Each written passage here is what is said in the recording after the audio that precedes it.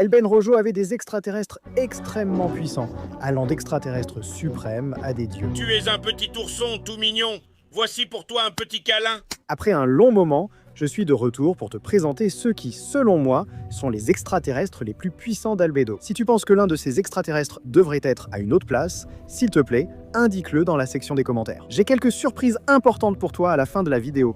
Et sans rien ajouter de plus, on commence ?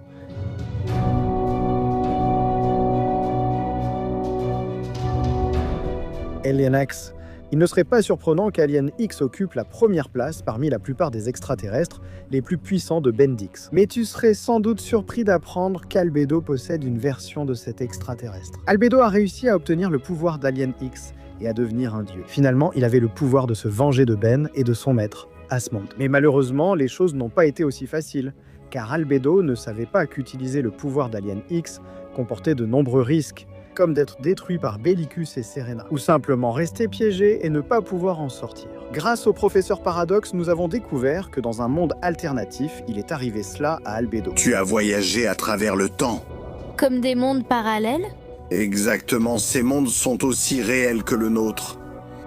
Mais ils ne doivent pas permettre qu'ils s'introduisent dans le nôtre. Information cruciale. Dans cette dimension, Ben a dû bloquer cette transformation avec une clé par précaution. Il est aussi possible qu'Albedo soit resté piégé dans cette dimension.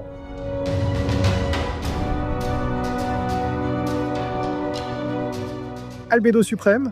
Albedo a eu accès aux versions suprêmes, l'évolution ultime des extraterrestres, qui lui a permis de combattre plusieurs des extraterrestres les plus puissants de Ben. Sa forme principale de matière grise était la plus puissante de toutes ces versions, capable de vaincre les extraterrestres de Ben. En une seule attaque, Multi-E, Obshov et Gook en étaient la preuve. Maintenant, cette version suprême de matière grise d'Albedo avait un but crucial: éliminer l'équipe Tennyson en une attaque. Il faut souligner que cela a été possible parce que Albedo a pu voler le cerveau d'Azmuth. Cela, en plus de maximiser ses capacités, lui permettait de prédire plusieurs scénarios avant qu'ils ne se produisent, comme un acquis d'observation. La combinaison de la forme suprême avec le cerveau d'Azmuth le transforme en l'alien suprême le plus puissant qu'Albedo ait jamais eu.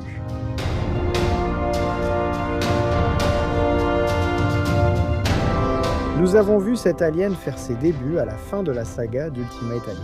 À la surprise de beaucoup, c'est l'un des rares aliens que Ben n'a pas pu présenter. Ce n'est pas qu'ils ne voulaient pas, mais qu'ils étaient bloqués. Dans cette saga, Albedo a eu le privilège de l'utiliser contre sa version normale et contre une armée de Humongozors qui était commandée par Vilgax. Je le sais, un chaos total, tout comme la bataille que cet extraterrestre a pu nous offrir. Dans la saga de Bendix Omniverse, c'est là que nous pouvons applaudir cette version, car son design est totalement basé. Cet extraterrestre était si impressionnant et puissant que seul Albedo a pu libérer tout son potentiel. Tous les extraterrestres n'obtiennent pas les mêmes résultats avec un même utilisateur. Seuls 2 extraterrestres ont pu tenir tête à cette version d'Albedo. L'un parce qu'il a attaqué directement l'Omnitrix, et l'autre parce qu'il fait partie des 3 extraterrestres les plus puissants de toute la saga. Ces deux-là, avec Albedo, auraient-ils été meilleurs? Je vous lis dans les commentaires.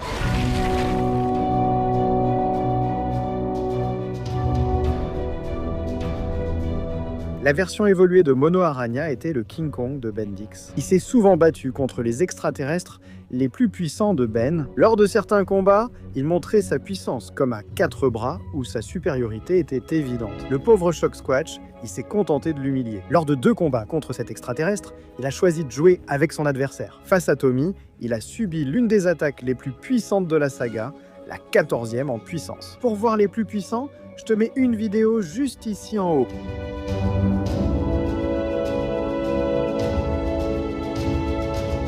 L'extraterrestre le plus agressif a eu une version suprême. Avec ça, tu peux imaginer tout le chaos que Wrath a causé, car cet extraterrestre ne se contrôle pas vraiment.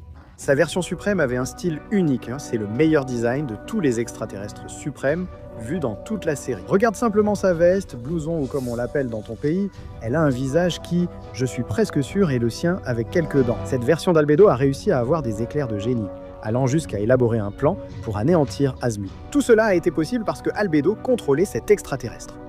Je te rappelle que la puissance de l'extraterrestre dépend de son utilisateur. Même avec toute l'aide et l'intelligence d'Albedo, Wrath restera toujours Wrath. La stupidité de ces tigres a surpassé l'intelligence de n'importe quel être vivant.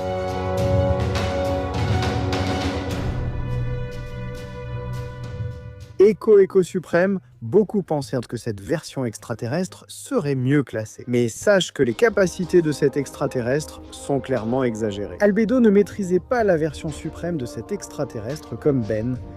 Cette forme était vraiment redoutable. Cette version-là ne savait même pas comment voler. Non, Albedo malheureusement a gâché ce qui pourrait être l'extraterrestre suprême le plus puissant de toute la saga. Ne t'inquiète pas, c'est moi qui fais le classement.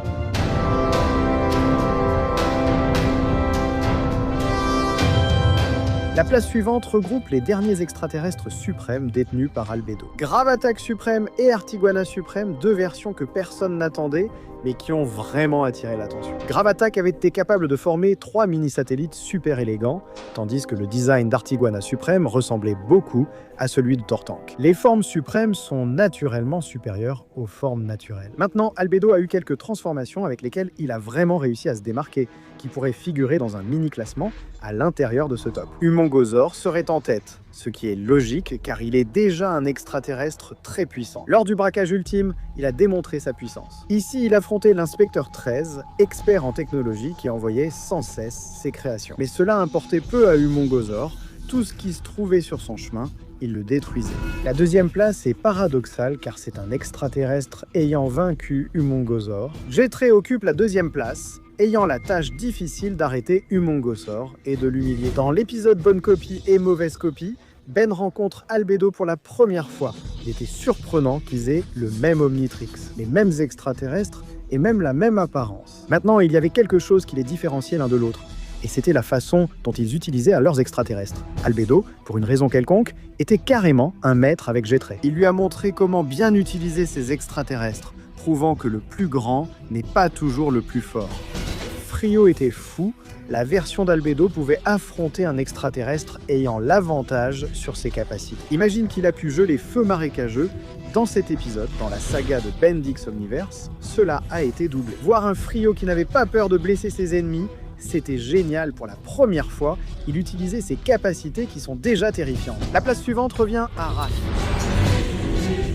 Pour moi, Wildvine mérite cette dernière place, qui pour une raison étrange, avait un contrôle excellent sur cet extraterrestre. Tout comme ces extraterrestres, il serait intéressant de savoir quels ont été les extraterrestres les plus puissants que Kevin a eu dans le reboot. Je t'invite à partager ton avis dans la section des commentaires. Et si l'idée de faire une vidéo comme celle-ci, mais avec Kevin, vous plaît, montrez beaucoup d'amour à cette vidéo. Je dois vous annoncer 2 choses. Ce combat d'extraterrestres semblables me donne envie de faire une vidéo sur l'original vs le reboot. Alors attendez-le, ça arrive bientôt. La deuxième chose est quelque chose de très important qui m'est arrivé dans la vie. Je suis papa! C'est ma petite absence, ne pouvant plus faire de vidéos comme avant pour la chaîne. C'est quelque chose que j'aime faire et j'espère qu'avec toute votre aide, nous pourrons revenir à la programmation habituelle de la chaîne. Sur Instagram, je serai un peu plus actif si vous voulez passer. Je vais essayer de ne pas me taire autant et de continuer à faire des vidéos. Dans cette partie, c'est là que les membres de la chaîne apparaîtront, ceux qui nous apportent une petite aide qui est très appréciée. Si tu veux te joindre à nous, je t'invite à le faire pour ma part. Je suis Friol et avec moi ce sera... Ah, t'as le... prochaine. Au revoir!